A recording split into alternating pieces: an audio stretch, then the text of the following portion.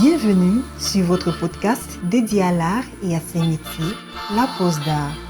Anecdotes, passion, parcours inspirant d'artistes d'ici pour le monde et ceux du monde pour ici. À suivre donc La Pause d'Art.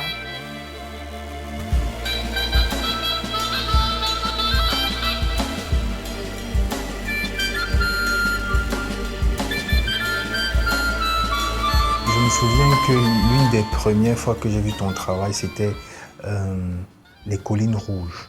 Est-ce que tu peux un peu nous parler de cette série, Salifou? Parce que je veux bien que tu reviennes dessus, parce que c'est quelque chose qui t'est quand même très, je dirais, ça relève de ta vie, cette série de peintures. Les Collines Rouges, c'est déjà... Quand j'étais petit, je ne faisais pas que des portraits. Je peignais aussi des espaces comme ça, environnants, surtout les espaces qui pas très loin que je percevais de ma maison, la maison familiale, surtout au village. Et tu as été à Fouban, tu as vu. Parce que quand je parle, parfois les gens ne croient pas. Ouais. Ma maison familiale est comme accrochée comme ça sur une pente. Et comme les autres maisons aux alentours, c'est des cousins, c'est des oncles, machin. Et puis de l'autre côté de la vallée, qui fait face à notre maison, on perçoit bien. C'est comme un reflet. Je peux voir que les maisons qui s'accrochent comme ça sur les collines sont identiques à nos maisons qui sont sur le flanc opposé. Et ces maisons comme ça qui s'accrochent comme ça sur la côte, ça me fascinait beaucoup. Et j'aimais bien peindre à la gouache. Et surtout la terre rouge là, était vraiment prédominant. Mes gouaches à la fin. Aujourd'hui, quand je me suis mis à retravailler les paysages des quartiers, puisqu'on en trouve partout, même ici à Douala et à Yaoundé, alors il y a beaucoup de collines, on perçoit beaucoup de maisons avec les toitures comme ça. Et ce qui me fascine, c'est déjà, je pense que la tôle là, qui revient dans certains travaux antérieurs qui sont plutôt abstraits. Et quand je me suis remis à faire ça, c'était un peu comme si je quittais une période un peu dure, parce que c'est physique. Travailler la tôle, c'est assez physique, pour me mettre dans une autre période beaucoup plus léger, beaucoup plus détendue, où je fais plutôt voir au travers de peintures et de collages ce matériau sur lequel j'ai beaucoup travaillé, mais tout en restant dans l'humanité. Est-ce qu'on peut dire que Salifou se révisite, en fait, ces dernières années? Oui, je me révisite beaucoup. Tu sais, moi, je suis quelqu'un, il y a beaucoup d'artistes de ma génération qui ont percé, qui ont évolué au niveau international dans l'art. Et moi, j'ai pendant une bonne période comme ça, vraiment peint, pas pour gagner de l'argent. Je n'avais pas de galerie, mon travail n'était montré nulle part ailleurs, à part ici au Cameroun.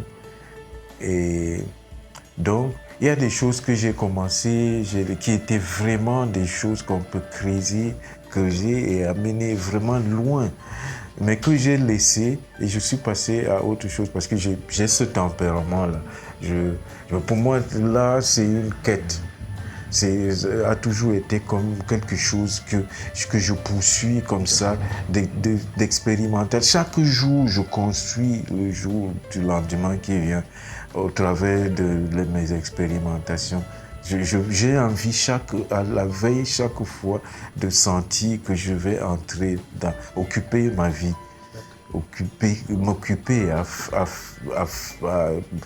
parce que j'ai l'impression quand je crée, je me réalise, oui, je me réalise à travers ce que je fais. Et donc, ça fait que des fois, je laisse des choses que je n'ai pas vraiment explorées à fond et je passe à autre chose.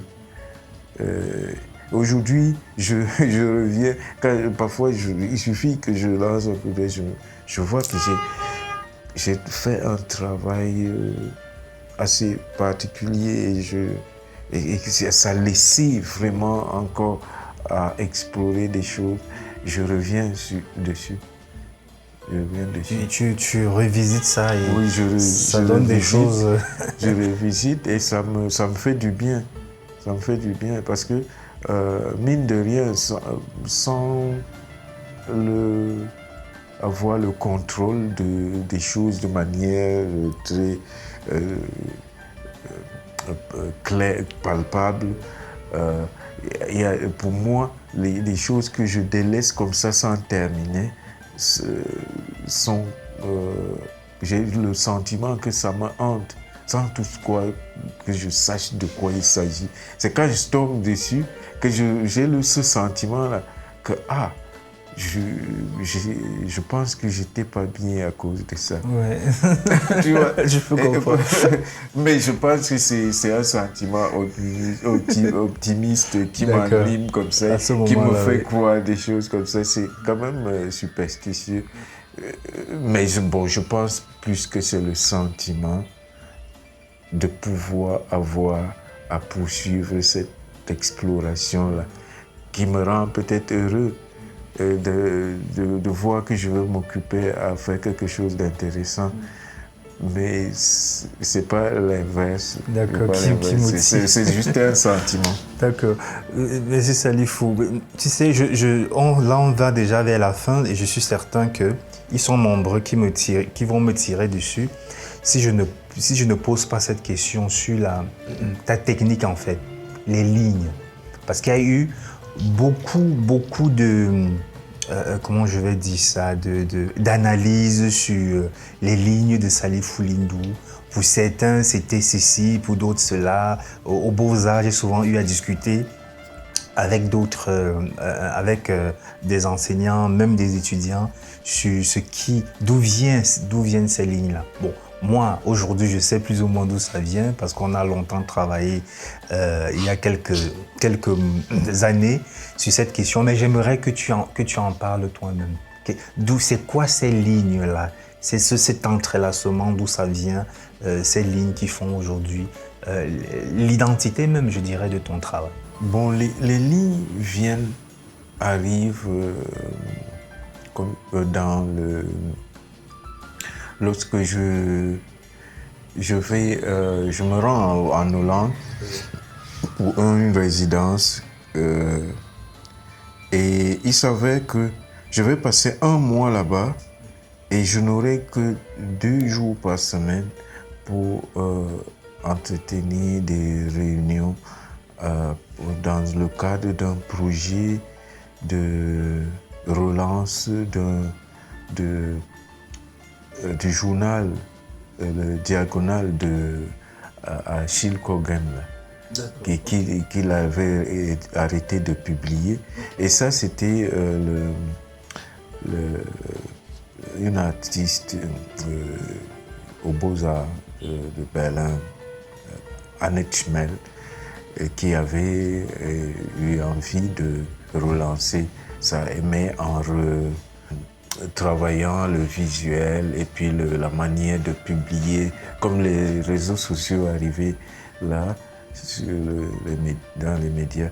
Bon, et donc, je me retrouve là parmi les gens qui devaient faire ce travail-là, y compris elle et le professeur là, Christian Anousek, un artiste avec qui j'ai aussi beaucoup travaillé. Bon, et je m'ennuyais. J'ai décidé d'aller dans chercher de quoi crayonner, dessiner. Et j'arrive, je tombe sur un carnet de Rembrandt avec un dessin illustratif, toujours de Rembrandt.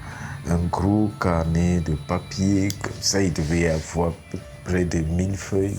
C'était vraiment épais. Et je décide non pas de dessiner au crayon, mais j'ai pensé que il était temps de dessiner autrement. Et la seule chose à part le crayon, c'était le pastel. Et le dessin qui était sur le carnet de Rembrandt, c'était une sanguine. C'est-à-dire un dessin fait à la sanguine, le pastel ocre rouge, là, que les maîtres occidentaux utilisaient beaucoup pour faire les dessins anatomiques préparatoires de sculptures ou bien de grands dessins comme ça et peintures. Donc, je me suis dit, je vais m'amuser à faire du Rembrandt, quoi. Je fais comme les peintres occidentaux de l'époque. Je vais explorer parce que je sais que ça va, me connaissant, très changeant.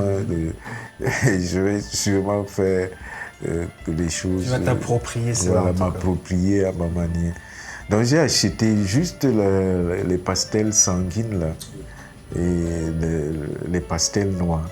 J'ai pris une bonne quantité. Je me suis lancé un défi de remplir tout le carnet là uniquement avec ces 2 pastels.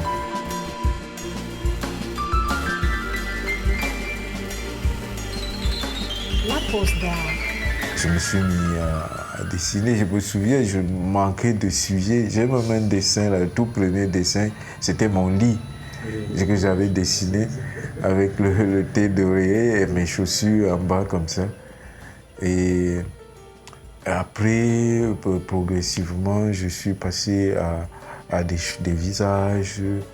Et l'idée, pour moi, c'était je me suis dit, je vais pas aller dans les esquisses très calculées.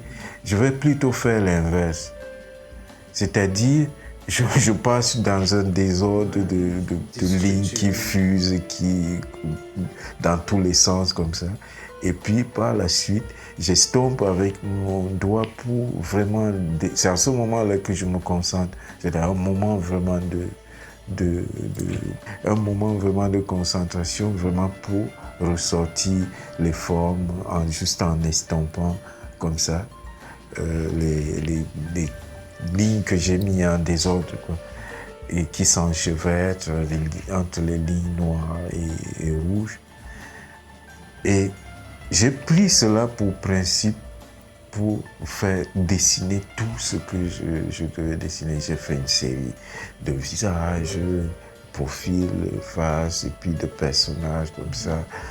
Et j'ai fini par remplir le carnet. Et quand je suis arrivé ici, là, j'ai laissé mon carnet là et j'ai travaillé pour Albatros. C'était en 2014, Albatros.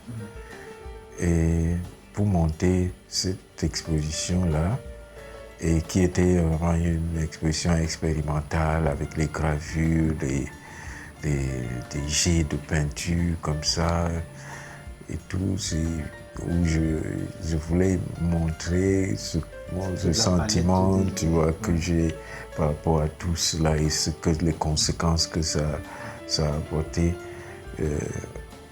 Et après cette exposition, ma femme venait d'accoucher, ma première fille, et j'ai rencontré Marème. Ça faisait un bon bout de temps que je ne l'avais pas vue, de la galerie Malon. Tu sais que j'ai exposé. Madame Marème Malon. J'ai exposé pendant longtemps là-bas, jusqu'à ces périodes-là, à la galerie Mam de manière permanente, tu vois. Mais je n'avais jamais fait d'exposition. C'est une dame qui aimait mon travail, qui aimait montrer mon travail. Et quand je la rencontre comme ça, de manière hasardeuse, comme ça, dans un grand espace. J'étais avec ma femme et ma fille. Et elle me dit, est-ce que tu as des choses? Parce qu'elle sait qu'elle savait toujours que je me... J'ai dit oui, bien sûr. Et en partant la voix, j'ai pris mon carnet. Et c'était le début de... Elle m'a dit, mais tu peux préparer une exposition, tu fais des pièces un peu plus grandes. Et même déjà ça, c'est déjà bon. C'est 95, j'ai fait Entre le souffle et le trait. Mais j'ai eu la chance, la galerie était fermée. Donc elle me dit, bon voilà, tu peux travailler à la galerie, on m'a donné la clé. J'allais dans tout l'espace que tu connais là et j'ai préparé cette exposition Entre le souffle et le trait. Et c'est vraiment là que j'ai commencé à faire des dessins beaucoup plus grands et beaucoup plus élaborés, où il est sorti de cette exposition des choses même qui sont allées au-delà de ce que j'avais fait dans le carnet. Et j'ai même fait un pas vers les pastels en couleur. Et ça, c'est dans ce principe-là, tu veux dire, partie du... Et se l'approprier, partie de quelque chose de partie connu. du gribouillage comme ça pour maintenant nettoyer. C'était au lieu de partir, de faire l'inverse, comme j'avais l'habitude de faire, c'est-à-dire commencer directement dans la concentration et dans et mettre les limites et les contours précis qui vont contenir la masse de crayonnés qui va venir. Mais je partais plutôt pour venir vraiment faire la précision. Une sorte de déconstruction. Voilà. C'est-à-dire, je parle de déconstruction. C'est-à-dire, je sais pas où je vais. Et au fur et à mesure que j'avance, j'affine pour découvrir, trouver des choses. Les choses apparaissent, quoi. Mais tout à l'heure, plus haut, tu disais que voilà, pendant longtemps, tu as fait un travail. Malheureusement, tu ne rentrais pas dans les canons des galéristes ou des musées à gauche, à droite. Mais au jour d'aujourd'hui, je sais pas, ces 5 dernières années, on a l'impression que tu prends carrément ta revanche je dirais pas sur la vie, mais il y a Salifou, je dirais qu'il est partout aujourd'hui. Il y a eu cette rétrospective qui a été faite, il y a ton entrée à Ficaris, le beau document, le catalogue qu'a produit la fondation qui est basée en Angleterre, j'oublie malheureusement le nom de cette fondation. Almas. Almas, merci Salifou. Alors, mais aujourd'hui, aujourd'hui, comment toi tu vis ça en tant qu'artiste? Moi, je pense que, comme on dit en toute chose, dans d'autres métiers, dans d'autres aspirations, il ne faut jamais baisser les bras, il faut toujours persévérer et rester pragmatique, quoi. Parce qu'il y a toujours un moment comme ça où les choses se dénouent. C'est un peu comme mes dessins passent le temps à être dans les nœuds comme ça. Et puis à un certain moment, à force de travailler, tu détaches doucement et tu dénoues doucement et les choses deviennent plus claires. Donc c'est un peu comme ça que je pense que j'ai la chance d'être toujours dans l'expérimentation. C'est peut-être pour ça que j'arrive à me relever. Mais est-ce que cette expérimentation-là ne t'a pas aussi desservi? Cette question, pourquoi? Parce que des fois, les galéristes, surtout les galeries, j'ai comme l'impression qu'ils ont besoin de quelque chose de figé. Tu vois, de se dire, ok, lui il fait de la peinture, c'est comme ça sa peinture. Mais le fait qu'aujourd'hui, Salif est capable de travailler sur le support bois, demain sur de la toile, après-demain sur de la tôle, est-ce que cette capacité à te recréer justement tout le temps ne t'a pas desservi à ce moment-là sur le marché de l'art, Salif? Non, non. Et pourquoi? Parce que en réalité,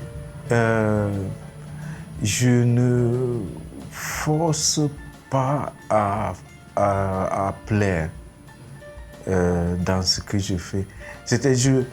Quand je me suis mis à faire du pastel à partir, c'est pour moi, c'était vraiment un exercice personnel.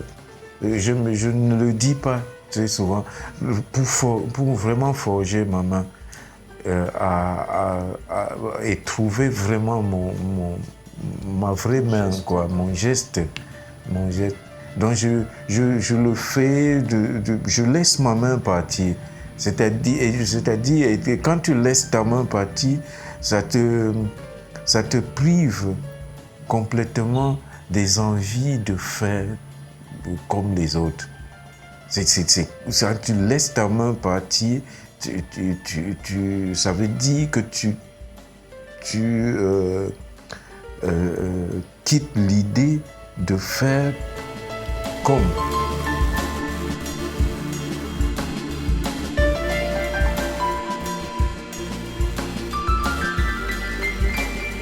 La pose d'art.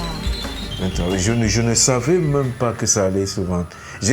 Quand j'ai amené mon carnet à Marem, je doutais fort bien que ça lui plaise. Parce que j'étais parti vraiment dans un travail d'exercice. Ça m'amusait, mais c'était vraiment... J'avais l'intention vraiment de trouver ma main, de trouver quelque chose, de trouver des personnages que j'avais accumulés comme ça dans mes différents voyages, parce que j'observe beaucoup les gens. Chaque fois que je suis en déplacement d'un lieu à l'autre, je réfléchis, je cherche même, parfois je vais plus loin, je quitte même l'esthétique, même les formes et tout, je vais dans le psychique, j'essaie de créer le lien entre quel genre de personne ça peut être par rapport au physique qu'il me renvoie et tout. Et en ce moment-là, j'ai beaucoup exploré ça. J'ai beaucoup exploré ces différents observations et images que j'ai emmagasinées, des visages que j'avais accumulés. Parce que c'est vraiment sérieux, hein, c'est un vrai passe-temps. J'arrive parfois, c'est peut-être la raison pour laquelle je ne parle pas beaucoup. J'observe beaucoup les gens.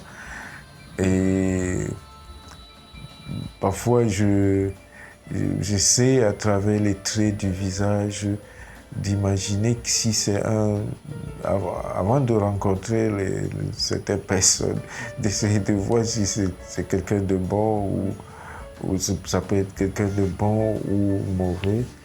Mais ce qui trahit très souvent, c'est dès que quelqu'un parle et que tu analyses ses intentions et tout, ça te donne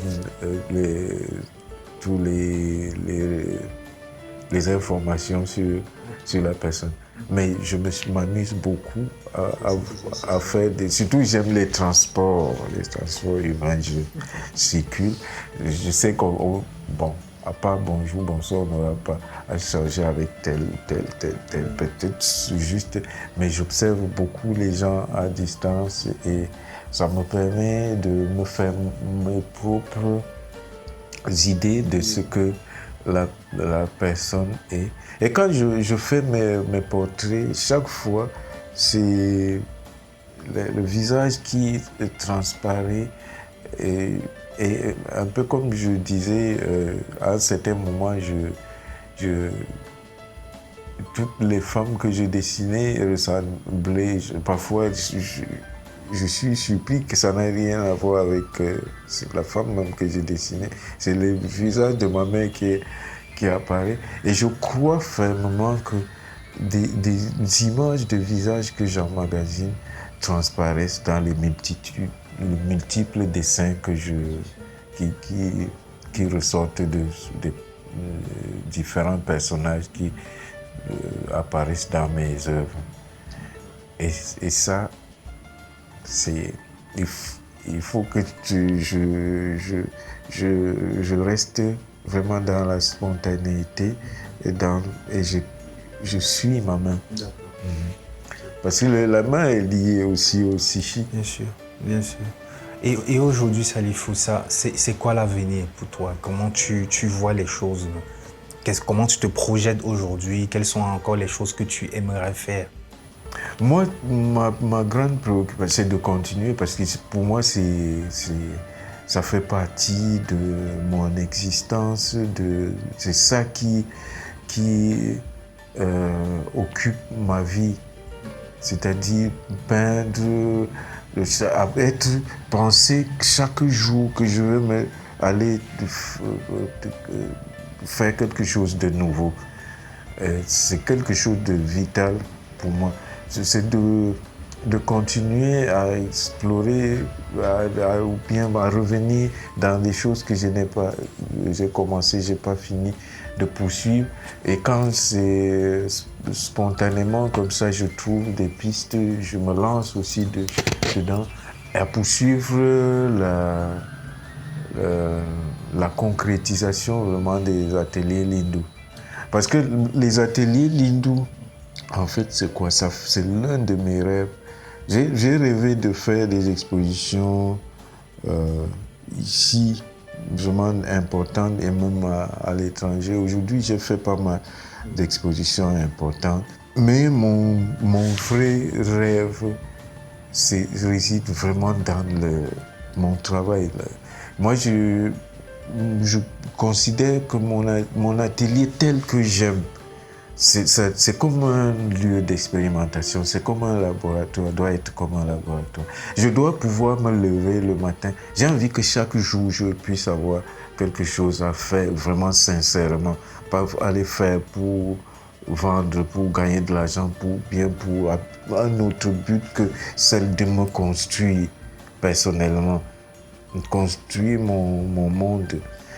Et pour que j'ai ce que j'appelle les ateliers, qui est normalement mon atelier, c'est l'endroit où j'ai envie de rester, de penser toujours que je peux décider le matin, j'arrive ici, je fais de la gravure. Je peux arriver ici, j'ai envie de sentir vraiment la peinture couler, de verser, de laisser couler, de vraiment gratter, En fait, un espace où voilà, tu as toute à disposition. Je peux tout faire.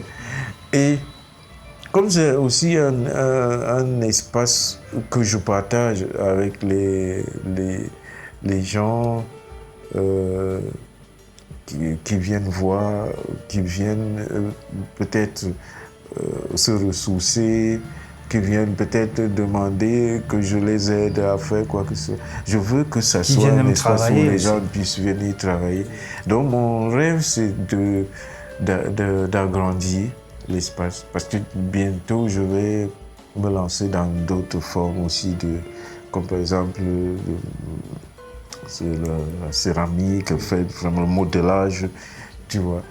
Et là, ce n'est que je l'aurais déjà fait, mais ce n'est que l'espace qui me manque. Donc, mon grand projet, c'est vraiment d'agrandir l'espace. En tout cas, on te le souhaite, Maître Salifou. Merci beaucoup pour ce moment. Merci à vous d'être si nombreux à nous écouter. Nous vous donnons rendez-vous la semaine prochaine pour aller à la découverte d'une histoire intimement liée à l'art. La pause d'art est une idée d'Yvon Gassam. Voix off, Solange Nembe. Musique, Tumo. Mixage, Ralin Gangmo. Réalisation, Yvon Gassam. La Pause d'Art est un podcast produit par African Entertainment avec le soutien du laboratoire de théâtre de Yaoundé, Otni et de Satek Records.